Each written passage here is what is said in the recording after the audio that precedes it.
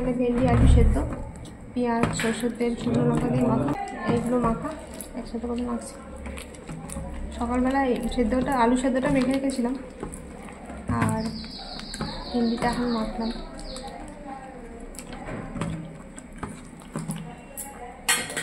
আর আলু দিয়ে আলু ভেন্ডির সাথে আলু সেদ্ধ আপনারা কারা কারা খান একটু কমেন্ট করে বলবেন।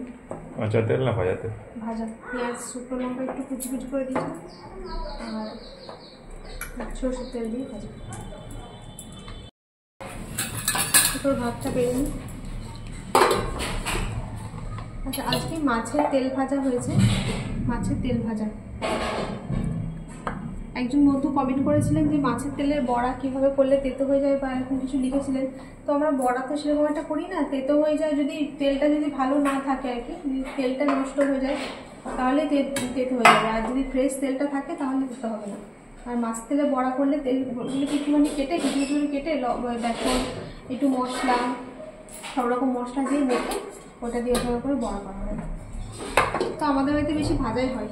এই তেলটা কড়াই দিয়ে দিই, আর তেল দিই না, আর শুধু একটু করে লবণ হলুদ দিয়ে তাকে একদম কম আছে ভেজে নেওয়া হয়। হ্যাঁ, মাছের পিত্তিটা যদি গলে যায় বা ওই মাছ বরফের মাছ যদি হয়, বরফ দেওয়া মাছ যদি হয় তাহলে ভেতরের এগুলো নষ্ট হয়ে যায়, তাই না? নষ্ট হয়ে গেছে ভেতরগুলো। হ্যাঁ, আর আমাদের এমনি বরফ দেওয়া মাছ আসে না বাড়িতে, সেরকম আমাদের এমনি রুই কাতলা মাছগুলো আমাদের জ্যান্ত মাছে আনে, তো ভালো থাকে ওটা। আর বরফ দেওয়া মাছ হলে যে খারাপ হবে তার কোনো মানে নেই নাকি, মানে যদি ফ্রেশ থাকে নাকি জানি না অতটা, তবে আমাদের যেগুলো আনে সেরকম তার মধ্যে সচরাচর তেতো হয় না, তবে তেতো হয় না, পিত্তিটা ফেলে দেয় তো। কিন্তু যদি ওই নরম মাছ হয় কিংবা ধরো টাটকা নয় সেরকম মাছ হলে পিত্তি গলে যাওয়ার চান্স বেশি থাকে, তারপর ভেতরের এগুলো তো নষ্ট হয়ে যায়, তখন তেতো। ভেতরের তেল টেলগুলো ঠিক থাকে, নাড়িগুলো আর কি, ওগুলো তখন পিত্তিটা গলে গিয়ে ওর সাথে মিশে যায়, ওটা তেতো হয়ে যায়, নষ্ট হয়ে যায়। তাছাড়া টাটকা মাছ হলে কিছু হবে না, মানে পিত্তথলি যেটা।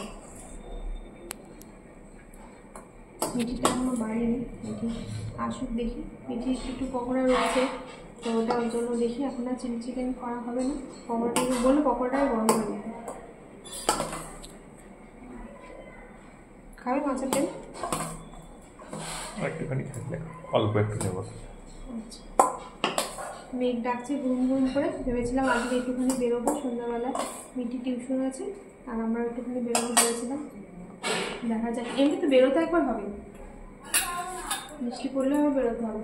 কিরকম বৃষ্টি পড়ে দেখো না, কাপড়গুলো আনবো, ধরো কাপড়গুলো নিয়ে চলে এলে তারপর নিশ্চিন্ত।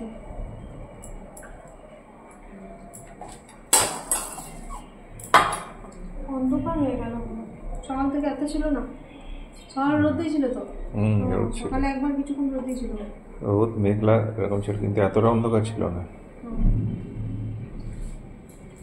আর আপনাদের দাদা শরীর ভালো না, আমার কোমরে একটু ব্যথা রয়েছে, কোমরে একটু করে লাগিয়েছে, কোমরে ব্যথা। মাছের তেলটা সবাই বসবে তারপর দেবো। মিঠি মাছ খাবে না কিন্তু মাছের তেলটা খায়, মানে এই যে ভাজাগুলো।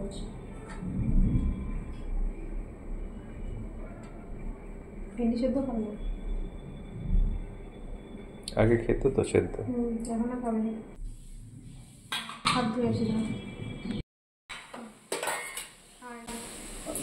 হ্যাঁ, ভালো লাগবে এমনি পরে, আরামটা দেখো। আমি ভালো লাগে তো আরাম, ফিটিং চোখে দেখে তো ফুট ফিট হয়ে যাবে, পরে কেমন লাগছে পরে তোমাকে বুঝতে হবে। আর এই যে এখানে আছে হচ্ছে মটর ডাল, এটা একটু পাতলা করে করেছি, আর রুটির জন্য একটুখানি ঘন করে করেছি। একইভাবে সেদ্ধ করে একই মশলা কষিয়ে এটা একটু পাতলা করেছি, আর রুটিটা একটু ঘন করেছি। এটা আলাদা বাটি তোলা আছে। আজকে মিঠি টিউশন যাবে করবো, দেখো যেতে তো দেরি আছে এখন, সেই টাইমে এখন এতটা কালো থাকবে কিনা যেতে পারে বৃষ্টি, দেখা যাক। আর আজকে আবার জিলিপি এনেছে, তো এই কটা কৌটোতে ধরছিল না, 2-3টে, তো বের করে এখন দুটো করে খেতে খুব ভালো জিলিপি। হ্যাঁ, দারুণ ভালো।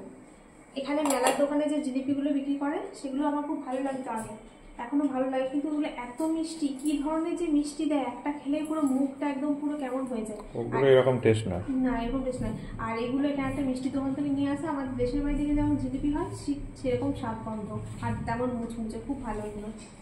এই কদিন হলো এগুলো নিয়ে আসছে। আর এই যে দেখো এখানে হয়েছে পাবদা মাছ। তোমাকে এই বড় থালাতে শুদ্ধ দিয়ে দিচ্ছি, দিয়ে দাও।